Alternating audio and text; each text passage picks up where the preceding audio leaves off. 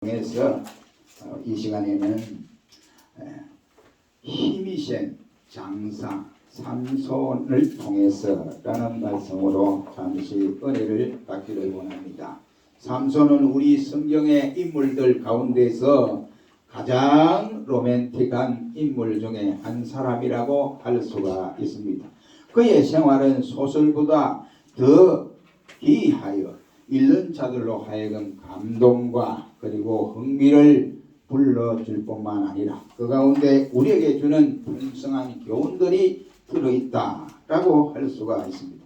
우리 성경에 나타난 모든 사건들이나 실제 인물들 모두가 우리에게 주는 교훈이 가장 깊다고 생각할 수가 있습니다. 그러므로 우리는 믿음의 경계심에서 항상 그 끈을 놓쳐버리면 우리가 선줄로 생각할 때 넘어질까 조심하라고 하는 하나님의 말씀의 경고를 우리가 바로 듣지 못한 까닭이다. 그러므로 우리는 항상 깨어 있어서 넘어질까 조심하면서 믿음 생활을 감당해야 합니다. 이처럼 우리 성경에 나타난 모든 사건들과 인물들에 대한 교훈은 모두가 우리에게 해당되는 말씀이지 우리에게 해당되지 않는 말씀은 하나도 없다고 할 수 있습니다.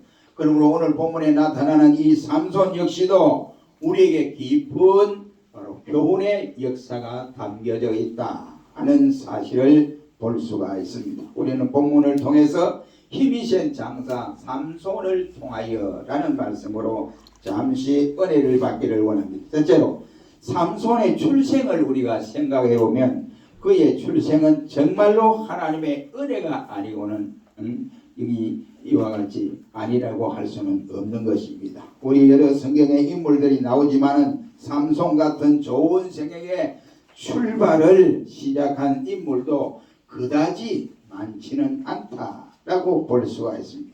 이 마노아 부부와 자식이 없었습니다. 자식을 놓을 수가 없어요.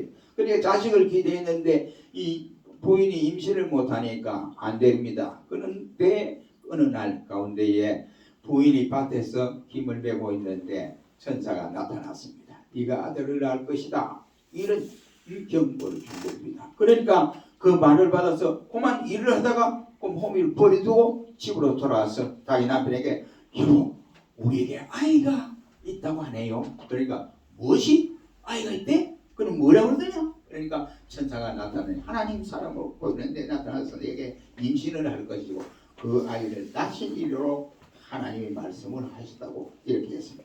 그러니까 이 마노아가 그 사실을 듣고 아멘 하고 그냥 기다리면 되는데 자기 또 너무 기쁜 거예요. 그래서 하나님 앞에 기도 하나님 진짜 우리들에게 자식을 주겠습니까? 한 번만 더 천사가 나타나서 우리를 만날 수 있도록 그래 해주세요 라고 기도를 합니다. 그런데 어느 날 이 마노아 부인이 또 밭을 메고 있는데 그 천사가 나타나게 됐습니다. 그때에 마노아에게 달려가 마노아가 이야기하니까 그 사실을 부부가 깨닫게 되고 하나님 앞에 감사 영광을 돌리는 모습을 볼 수 있습니다. 이처럼 이 삼손이 나기 전부터 하나님이 예정해 두시고 그를 통해서 태의 문을 열어서 삼손이라고 하는 아이를 낳게 되는 이 장면을 볼 수가 있게 됩니다. 우리가 이 세상에서 태어나면서 물론 모태신앙을 가진 사람도 있지만은 그렇지 못하고 중간에 혼자서 예수를 믿는 사람들도 없지 않아 있습니다. 그런데 혼자서 예수를 믿는 사람보다도 모태신앙을 가진 사람은 정말로 귀하고 귀한 사람이다 라고 생각을 합니다. 저는 늘 모태신앙을 부러워하는 사람 가운데 한 사람이라고 할 수 있습니다. 여기 말씀에 말하기를 하나님의 천사가 나타나서 그의 마노아의 아내에게 말하기를 내가 나실인이라고 칭하여 줄 테니까 절대로 머리에 삭도를 대서 안 된다. 그리고 독주를 마셔도 안 되고 포도주를 마셔도 안 되고 또 죽은 사람의 이 시체를 만져서도 절대로 안 된다 라고 이렇게 말씀을 해주고 있습니다. 그리고 그에게 나타나는 초자연적인 힘으로 많은 기적을 행할 수가 있었는데 그러한 기적 자체가 모두가 하나님께로부터 물려받은 이와 같은 역사라고 알려주었습니다. 그는 뱃속에서부터 하나님의 선택과 사명으로 주어진 사람이다 라고 할 수가 있습니다. 그래서 하나님이 이 아이를 출생하게 하고 장사의 힘을 주어서 주신 것은 다른 데 쓰기 위해서 그런 것이 아니고 블레셋 사람들의 손에서 이스라엘을 구원해내는 이 사명을 삼손에게 허락하여 주었습니다. 오늘 본장 24절 말씀에도 보면 아이가 자라면 여호와께서 그에게 복을 주시리라고 했고, 사사기 18장 11절로 12절 말씀에서 보면 삼손의 생애는 순풍에 돛단 것처럼 이렇게 순조롭게 진행되어 갔더라고 말씀을 하고 있습니다. 사라와 아사원이 되는 마네단에서 일찍이 여호와의 영은 그에게 크게 감동을 했다라고 삼손에 대한 말씀을 시작하고 있습니다. 이 삼손의 출생의 과정입니다. 그러면 삼손의 승리는 어디에서, 삼손의 승리는 어떻게 해서 이루어졌는가 하는 것입니다. 삼손의 출생이 이스라엘 구속사에 있어서 얼마나 중요한 위치를 차지하고 있는가 하는 것을 알 수가 있습니다. 배신했던 시점에서 주어지는 이와 같은 상황에 보면 이스라엘이 블레셋 가운데서 20년 동안 통치를 받고 있는데 이 가운데서 어떻게 하면 더할까 해서 하나님이 이 삼손을 들어서 블레셋의 손에서 구원해내는 이 장면을 삼손에게 허락하는 모습을 볼 수가 있습니다. 삼손은 한마디로 말하면 구속자의 사명을 가지고 태어났다라고 할 수 있습니다. 그렇다면 삼손은 하나님의 특별하신 목적이 있는 사람입니다. 더구나 그의 힘은 여호와의 영에 의해서 출발하고 있다라고 하는 사실입니다. 하루는 딥나 포도밭에서 젊은 사자가 나타나서 으르렁거릴 때 이 삼손이 어린 양을 찢듯이 그 사자를 잡아서 갈기갈기 찢어놓는 이러한 모습을 볼 수 있습니다. 그는 또한 삼줄로 자기를 똘똘 묶어 놓았을 때에 하나님의 영이 그에게 임하니까 그 삼줄이 그만 썩은 줄이 터지듯이 터져버리는 이러한 일들도 있었습니다. 뿐만 아니라 길가에서 다 썩어 빠진 낙의 특별을 가지고 그것 가지고 바로 블레셋 사람 1000명을 죽이는 이러한 일들도 일어났고, 또 가사에서 삼손이 도망가지 못하도록 성문을 이와 같이 닫아버렸을 때에 삼손은 그 성문 뿌리를, 문짝 뿌리를 뽑아서 그것을 메고 걸어갔던 용맹스러운 일들도 없지 않아 있었습니다. 그의 완강한 이 완력 앞에 블레셋 사람들은 어쩔 수가 없었습니다.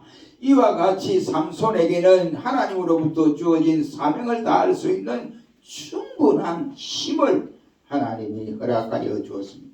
우리 구약에서도 보면 하나님의 영은 종종 선택된 사람들에 의해서 이루어지는 모습을 볼 수가 있습니다. 특히 삼손의 경우도 그러했고 바로 초기 사울의 경우에도 그러했음을 볼 수 있습니다. 그러나 저들의 속사람은 변화를 받지 못했습니다. 신약의 경우에도 보면 구약과는 다릅니다. 성령에 임하는 곳에 속사람이 변화를 받았고 그리고 축복도 받았으며 그 결과 또한 대단한 사역을 감당했던 것을 볼 수 있습니다. 그러나 삼손에게 있어서 외부적으로 주어진 힘으로는 하나님 자신의 백성들을 구속의 반열에 끌어들이기 위함이었는데 그는 결코 그 일을 감당하지 못하는 안타까움을 이와 같이 자아내고 말았습니다. 반면에 오늘의 우리에게는 속사람에게 주어진 힘이 바로 입어서 영원한 일, 하나님의 하시고자 하는 그 엄청난 큰 일을, 신령한 일을 우리가 행할 수 있도록 하나님이 우리에게 허락하여 주었습니다. 그러므로 우리는 신령한 전쟁에서 항상 승리해야 합니다. 이것이 영적 싸움에서 우리가 패배를 하면 하나님이 우리에게 힘주시고 하시고자 하는 그 의도와 목적을 이탈해버리는 이러한 경향이 없지 않아 있습니다. 그 사람에게는 5가지 감각이 있습니다. 어떤 5가지 감각이 있느냐? 바로 우리가 시각, 그리고 청각, 후각, 그리고 미각, 촉각이 있습니다. 그래 수족의 기능을 다 하듯이 속 사람에게도 이러한 기능이 하나님으로부터 주어지는 것입니다. 그것은 변함이 없는 지식이 아니라 위로부터 오는 신령한 은혜를 힘입어서 사탄의 위협으로부터 승리하고 많은 사람들을 하나님 영광의 보좌로 인도하는 영계의 삼손을 필요로 하고 있다, 이런 말입니다. 여기에 삼손의 힘은 바로 삼손 자신의 소유가 있는 것이 아니라 오직 다만 여호와의 영이 그에게 임할 때 이러한 힘을 발휘할 수가 있었습니다. 그러나 자기 스스로는 도저히 이 힘을 감당할 수가 없습니다. 그러므로 삼손이 하나님을 떠나게 되면 그에게는 그 힘이 소진되어 버리고 마는 것입니다. 그가 하나님께 헌신하기로 세약하는 자로서 하나님께 대한 완전한 복종과 신뢰의 표징이 되는 긴 머리카락에 이와 같이 말로는 바로 그 머리카락을 통해서 잘라버리니까 힘이 소진되어 버리는 이러한 모습을 볼 수 있습니다. 하나님의 사람은 바로 완전한 복종과 신뢰를 가지고 하나님께 연결되는 자만이 능력의 사람이 되지, 하나님과 사이에서 끊어져 버리면 바로 능력의 사람이 될 수가 없습니다. 그래서 예수님께서 말씀하기를 네가 내 안에 거하고 내 말이 너희 안에 거하면 무엇이든지 원하는 대로 구하라, 그리하면 이루리라고 말씀을 해주시고 있습니다. 그러므로 이 삼손은 바로 어떻게 굴욕의 구렁텅이에 마지막에 빠지게 되었는가 하는 것을 우리가 생각해 보면 정말로 안타까운 일이 아닐 수가 없습니다. 하나님 역시도 우리에게 하나님을 섬기고 우리 각자에게 주시는 사명이 있었는데 이 사명을 망각하고 자기가 원하는 대로 자기가 하고 싶은 대로 하면 삼손과 별 다름이 없다라고 생각을 합니다. 세 번째는 그의 타락의 과정을 우리가 살펴보고자 원합니다. 삼손의 일대기를 모아서 유심히 살펴보면 그의 사명은 블레셋 사람의 손에서 이스라엘을 구원하기 위한 그 작정이 하나님 자신에게로부터 왔다고 하는 사실입니다. 그래서 하나님은 그에게 나실인이라고 하는 칭호를 허락하여 주셨습니다. 그런데 그가 나실인의 입장과 자세를 지켜나가는 동안에 적과 싸워서 크게 승리하였음을 볼 수가 있습니다.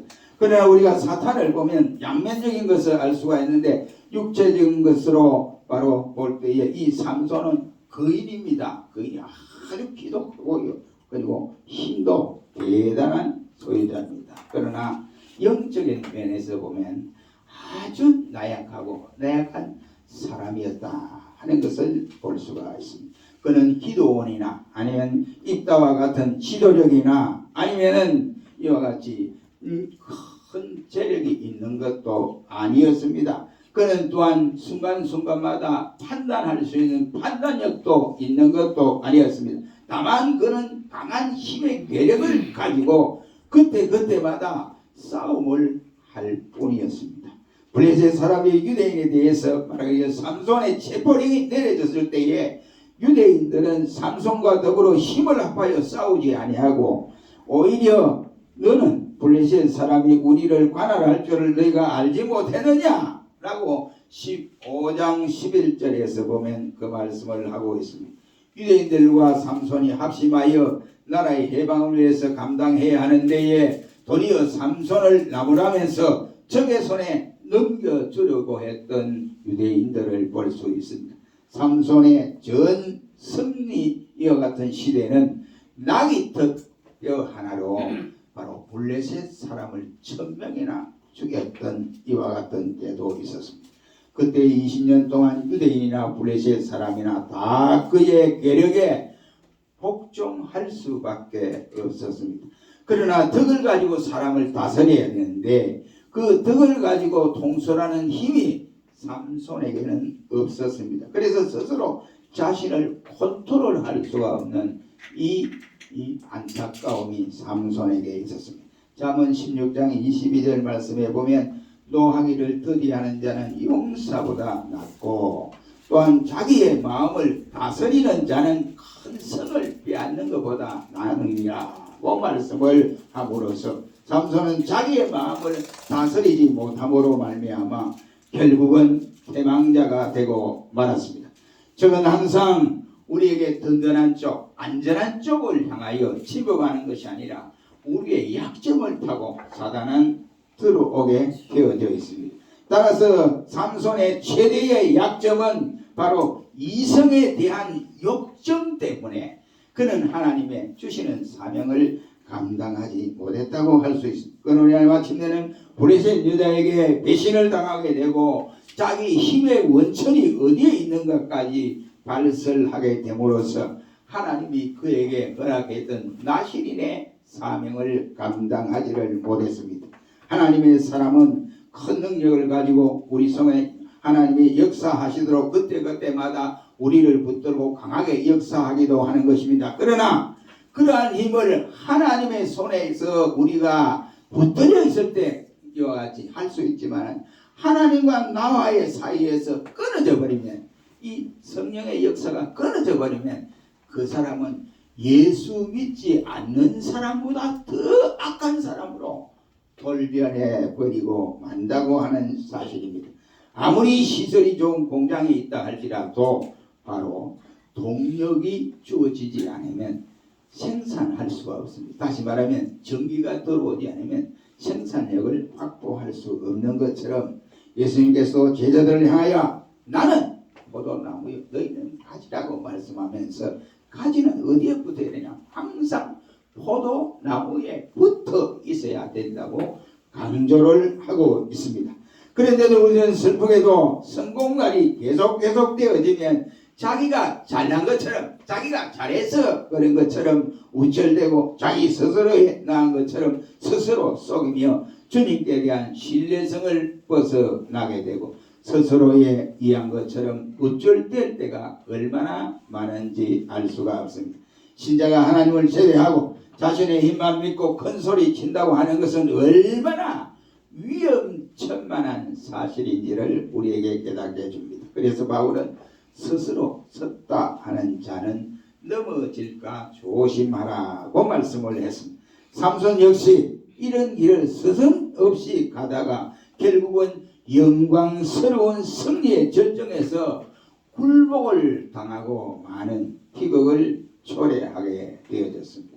네 번째는 삼손의 최후는 어떻게 되었는가 하는 것입니다. 이러한 삼손이 이러한 길을 간 결과 그는 어떻게 되었나?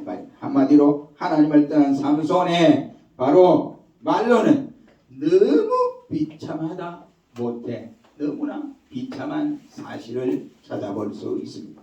한때 그는 성문 문설주를 뽑아서 그것을 어깨에 메고 이와 같이 헤브론을 향하여 덩실덩실 이렇게 걸어갔던 사람이었는데 그는 이제 가사에서 승리의 성인 가사에서 두 눈이 뽑힌 채로 이와 같이 짐승이 끌려서 끌려가는 것처럼 노쇠줄에 끌려서 질질 끌려가는 비극을 초래했습니다. 뿐만 아니라 블레셋 사람들이 신전에서 대축제가 벌어지는 그곳에서 바로 말하기를 우리의 토지를 걸고 우리의 많은 사람을 죽인 우리의 원수 우리의 신이 우리에게 그를 붙여놓았다 하면서 야 삼손아 괴력을 한번 발휘해서 많은 관중들 앞에서 네 한번 그걸 한번 이와 같이 괴력을 한번 힘을 한번 내 보여라 등등 이렇게 하나님을 모독하고 또 삼손 자신에게 비극을 초래하는 이 어려움을 겪게 했습니다.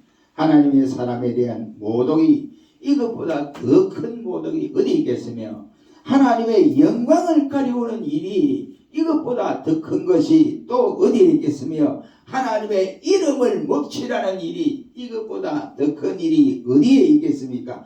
아무리 생각이 모자라는 삼손이라 할지라도 이런 지경에 이르러서 깨닫지 않을 수가 없는데 그는 늦게나마 그 사실을 깨닫고 하나님 앞에 기도하는 장면 사사기 16장 25절 이하에서 볼 수 있습니다. 그는 하나님께 부르짖어 가로되 여호와여 구하옵나니 나를 불쌍히 여겨 주시옵소서. 하나님이여 구하옵나니 내게 한 번만 다시 나를 강하게 하사 나의 두 눈을 빼앗은 저 블레셋 사람들을 단번에 원수를 갖게 하옵소서라고 기도를 했습니다. 그래서 내가 그에게 이와 같이 블레셋 신전 기둥에 묶어놨는데 오른손 왼손 다 묶어놨는데 그 신전 기둥에 하나님이 힘을 주니까 한번 자기가 이렇게 엎드리니까 그 신전 기둥이 무너짐으로써 거기에 있었던 많은 방백들과 온 백성들이 신전이 무너져서 죽었다라고 했습니다. 그때 죽은 자가 삼손이 살아서 블레셋 사람들을 죽인 숫자보다 엄청나게 많았더라고 말씀을 하고 있습니다. 이것이 마지막 나실인의 결과라고 할 수가 있습니다.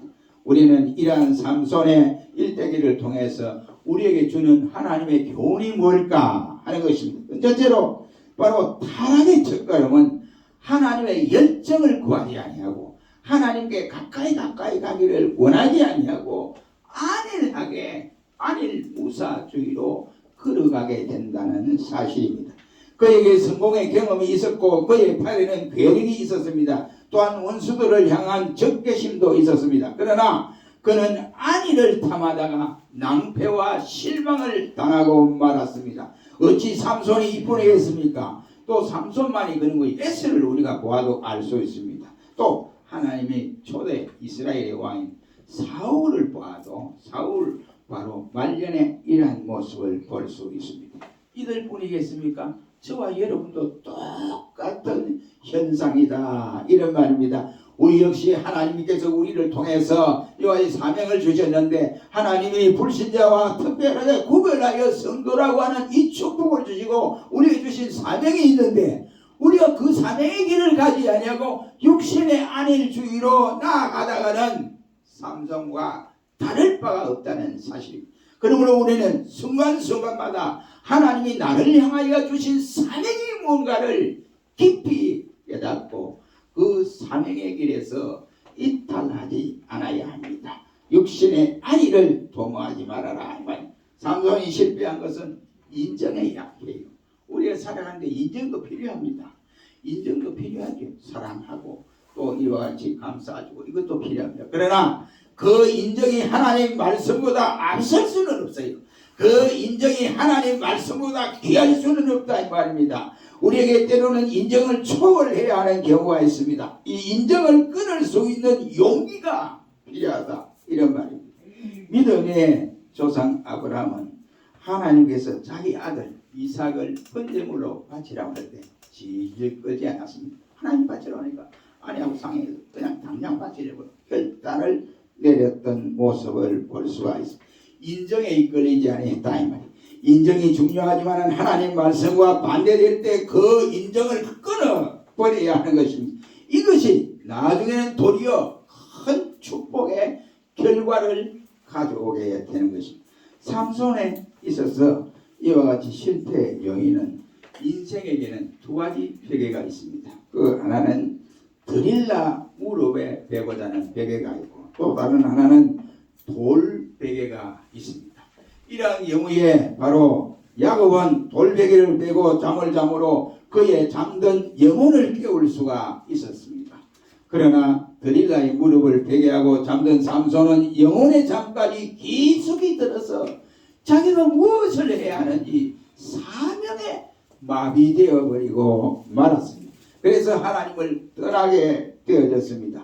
이런 눈으로 오늘의 현실을 우리가 감안할 때 하나님의 사람이라고 큰 소리치고 있는 우리 신자들 가운데도 드릴라의 무릎을 베고 깊이 영혼의 잠을 자는 성도가 없느냐 하는 것입니다. 있다면 나는 그 중에 속하지 않았는지 우리 다시 한번 생각해 보면서 영적 잠에서 깨어야 되지 않을까 하는 것입니다.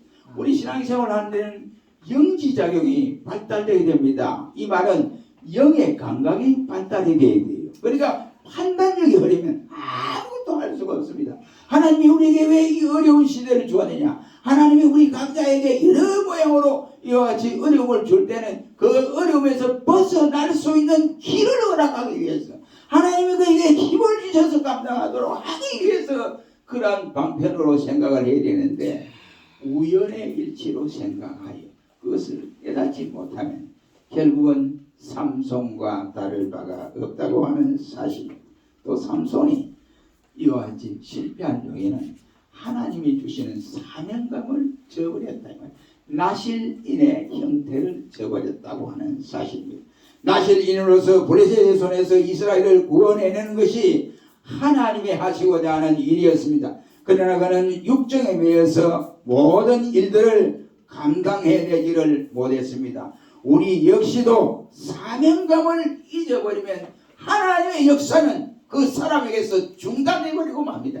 그러나 하나님이 영광을 받으실 그 일들은 그 사람을 통해서 받는 것이 아니라 다른 사람을 통해서 그 영광을 받으시게 되는 것입니다.